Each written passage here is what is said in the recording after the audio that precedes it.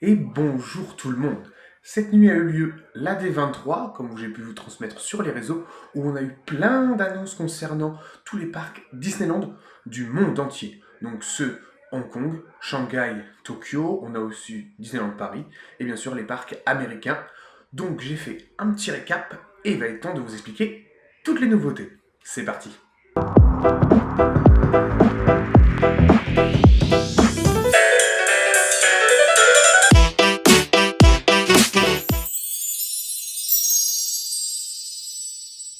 On commence par le tout premier parc Disneyland situé à Anaheim, en Californie.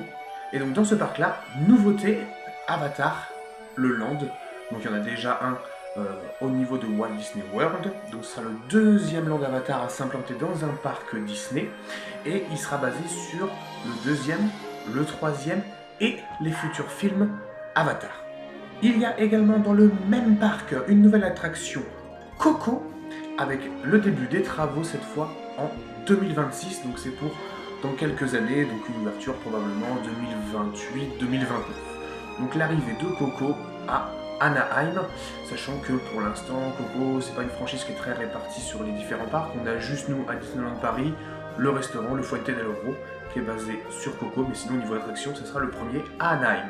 Concernant l'Avenger Campus aussi qui va s'agrandir, Josh D'Amaro a annoncé qu'il doublera sa taille avec deux nouvelles attractions, basées donc sur une par rapport à Tony Stark qui s'appellera Stark Flight Lab, et qui ressemblera un petit peu à une sorte de danse avec les robots, et Tony Stark bien sûr reprendra son rôle, et la deuxième qui s'appellera Avenger Infinity Defense. Donc deux gros coasters qui s'implanteront dans le campus déjà présent, qui augmentera énormément la capacité de ce land.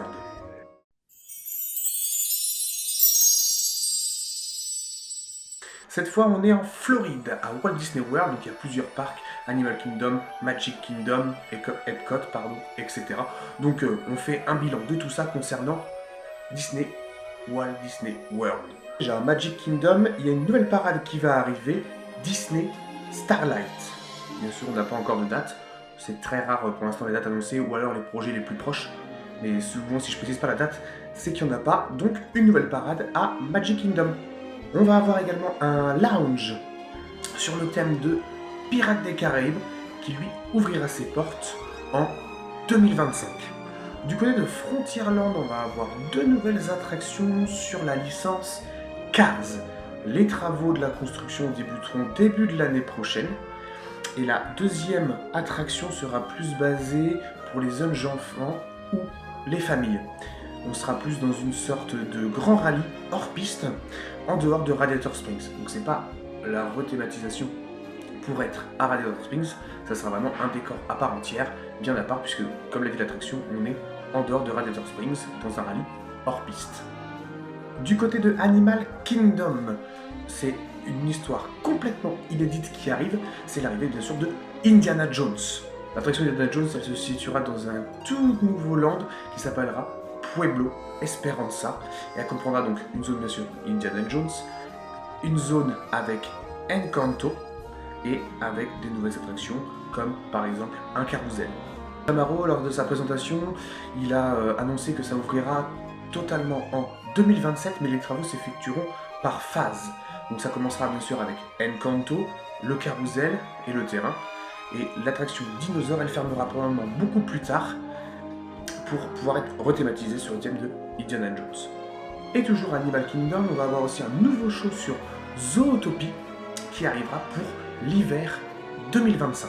Grosse annonce aussi pour Magic Kingdom, là c'est l'arrivée d'un land basé uniquement sur les vilains Disney, avec deux attractions majeures dans le land qui sont prévues. Bien sûr, il n'y a pas de date encore, mais voilà, première fois au monde, on a un land spécial sur les vilains dans un parc Disney. On a eu également la date d'ouverture de Tiana Bayou Adventure qui remplace Splash Mountain, toujours à Walt Disney World. Et cette attraction, elle ouvrira le 15 novembre 2024, donc encore 2-3 petits mois à patienter pour les plus fans pour pouvoir découvrir Tiana Bayou Adventure.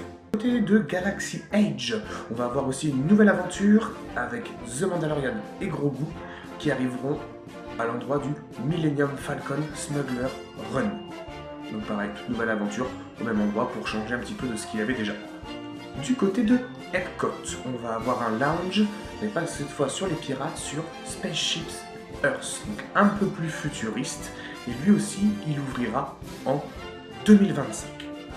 On va avoir aussi la rénovation de Test Track, qui lui aussi réouvrira en 2025, donc un gros bloc d'ouverture pour l'année prochaine à Walt Disney World. Grosse nouveauté aussi à Disney Hollywood Studios. On va avoir l'ouverture d'un land sur la franchise Monstres et compagnie. Les travaux commenceront l'année prochaine et nous pourrons visiter l'usine et faire un tour dans la zone d'Or Coaster. Donc dans les animés, c'est toute la partie où les Sully et Bob essaient de traverser plusieurs portes, où toutes les portes sont rangées. Donc on va pouvoir être à nouveau dans cet univers-là, dans un tout nouveau coaster. Donc une nouvelle zone entière, avec bien sûr boutiques, rencontres de personnages, etc. basée sur Monstres et compagnie, pareil, première dans le monde. Nous on avait à Disneyland Paris une petite zone Monstres et compagnie juste avec les screen monitors, mais c'est pas vraiment une thématisation de Monstres et compagnie, c'est la première fois qu'il y aura un grand land Monstres et compagnie.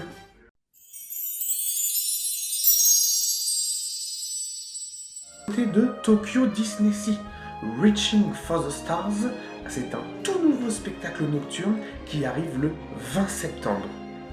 Donc on va voir aussi avec Disneyland Paris le reste que beaucoup de shows nocturnes sont en modification ou sont totalement changés. Donc du côté à Tokyo, on aura un tout nouveau spectacle nocturne.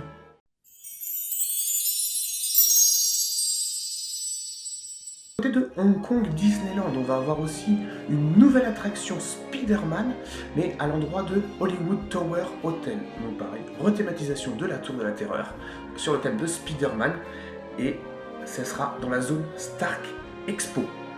Donc ça agrandit un petit peu la zone, mais c'est la Tour de la Terreur qui deviendra Spider-Man.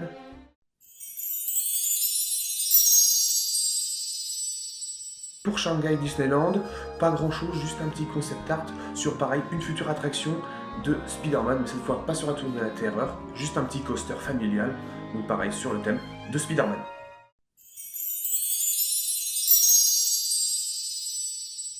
Et bien sûr, pour finir, on est à Disneyland Paris, avec aussi plein de grosses nouveautés, vous allez voir. Du côté du parc principal, une seule chose, on ne s'attendait pas à plus de toute façon, nouveau show nocturne qui arrivera en janvier 2025 et qui inclura Main Street dedans, avec des projections supplémentaires tout au long de Main Street et des gammes d'effets spéciaux pour donner vie à des histoires appréciées, donc les dessins animés cultes de Disney. Et ce show s'appellera Night Time Spectacular. Nous avons aussi un nouveau concept art du Land Frozen qui est toujours en construction depuis maintenant quelques années et on a enfin une date d'ouverture.